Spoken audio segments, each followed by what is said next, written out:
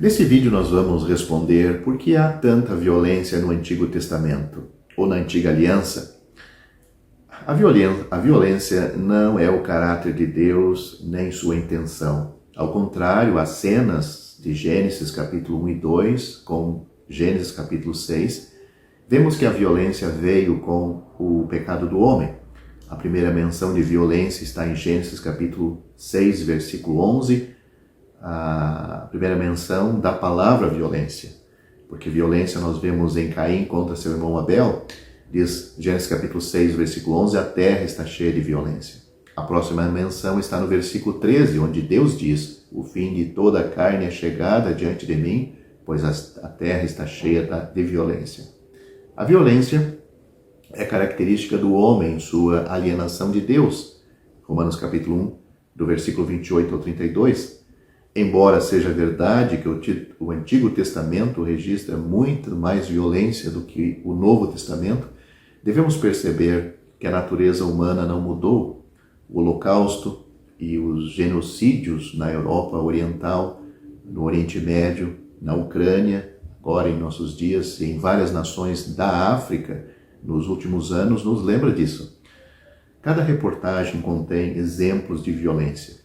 As escrituras proféticas nos asseguram que a violência estará presente na terra até que o rei legítimo reine em justiça quando não fará mal nem dano algum em todo o meu santo monte, porque a terra se encherá do conhecimento do Senhor, como as águas cobrem o mar. Isaías capítulo 11, versículo 9. Este é tempo desejado para todos nós, né? O Antigo Testamento registra a conduta da humanidade em rebelião contra Deus, histórica e profeticamente. A entrega da lei por Deus a Israel apenas acentuou a pecaminosidade daqueles que a receberam. Isso está registrado de uma maneira muito clara em Romanos capítulo 5, versículo 20. A imposição da lei restringiu certa conduta, mas não removeu a causa raiz que está no coração do homem. Mateus capítulo 15, versículo 19.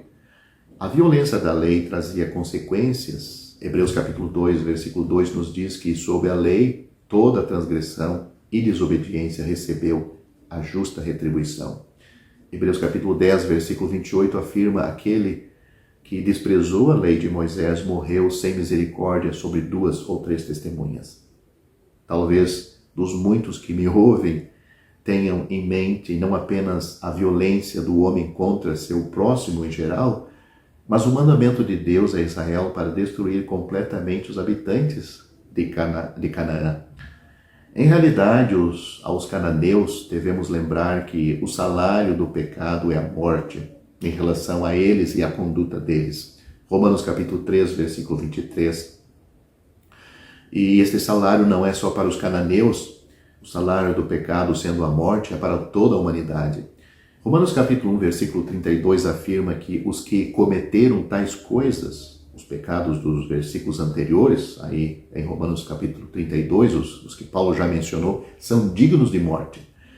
Deus declarou que não tem prazer na morte do ímpio, mas deseja que o ímpio se desvie de seu caminho, ou seja, se converta, se arrependa, e se converta e encontre perdão e vida em Deus. Ezequiel capítulo 33, versículo 11. Não simplesmente faça uma reforma em sua vida independente de Deus, porque ele voltará com certeza ao mesmo desvio, ao mesmo pecado, aos pecados. Se ele não se converter, o julgamento é a única alternativa. O julgamento para o pecador não convertido, não arrependido. Israel não possui a terra até que se encheu a medida da iniquidade dos cananeus. Leia Gênesis capítulo 15, versículo 16. Esdras capítulo 9, versículo 11, dá a descrição de Deus da terra de Canaã, ou na verdade um comentário sobre a maldade de seus habitantes. Está assim, é uma terra imunda com a imundície do povo das terras, com as suas abominações que o encheram de uma extremidade à outra com as suas impurezas. Embora 1 Coríntios capítulo 10 nos assegure que a história de Israel, conforme é registrada no Antigo Testamento, está repleta de lições espirituais para nós, não devemos perder de vista o fato de que o pecado exige julgamento e que há um limite para a longanimidade de Deus. Se considerarmos os sacrifícios de animais dos filhos de Israel como uma forma de violência, podemos vê-los como um lembrete de que a proximidade com Deus só pode ocorrer por meio do derramamento de sangue, apontando assim para o sacrifício perfeito e permanente de Cristo para nos aproximar de Deus. Hebreus capítulo 9, versículo 22 dá o princípio divino: sem derramamento de sangue não há remissão de pecados. Embora as Escrituras deixem claro que o homem não melhorou com o passar do tempo, aqueles de nós que têm o privilégio de viver nas chamadas nações cristãs não estão acostumados à violência de natureza aberta em larga escala. Devemos agradecer a Deus por isto e perceber que é, pelo menos em parte, resultado de homens tementes a Deus que procuraram incorporar princípios bíblicos de justiça e misericórdia nas leis das terras. É isto que vemos hoje em muitos países e nações que têm princípios cristãos, judaicos, pois com isto colocaram um freio em muitos pecados da humanidade.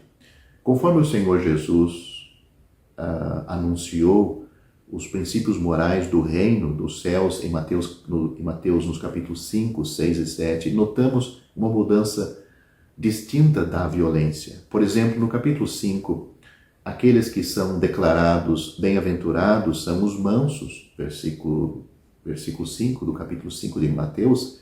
No versículo 7 nós temos os misericordiosos e no versículo 9 nós temos os pacíficos. Nos versículos 38 e 39 o Senhor contrasta o princípio de olho por olho com não resistir ao mal. Os versículos 43 e 44 contrastam odeie a seu inimigo com ame os seus inimigos. O versículo 45 nos diz que as atitudes e ações daqueles que obedecem aos mandamentos do Senhor refletem o caráter de seu Pai Celestial. Em 1 Timóteo, capítulo 2, do versículo 2 ao 4, somos instruídos a orar pelos reis e por todos os que exercem a autoridade, para que possamos levar uma vida tranquila e pacífica em toda a piedade e honestidade. Pois isto é bom e aceitável aos olhos de Deus, nosso Salvador, que deseja que todos os homens sejam salvos e cheguem ao conhecimento da verdade. Agradecemos a Deus por todos os lugares onde as condições pacíficas permitem que o Evangelho seja pregado livremente e os santos se reúnem sem medo.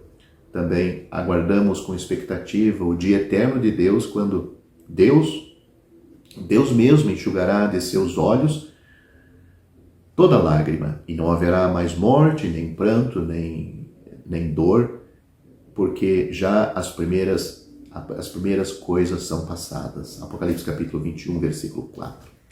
As condições dos novos céus e nova terra em que habita ou reside permanentemente a justiça, 2 Pedro capítulo 3, versículo 13, serão fundamentadas no sacrifício do Senhor Jesus.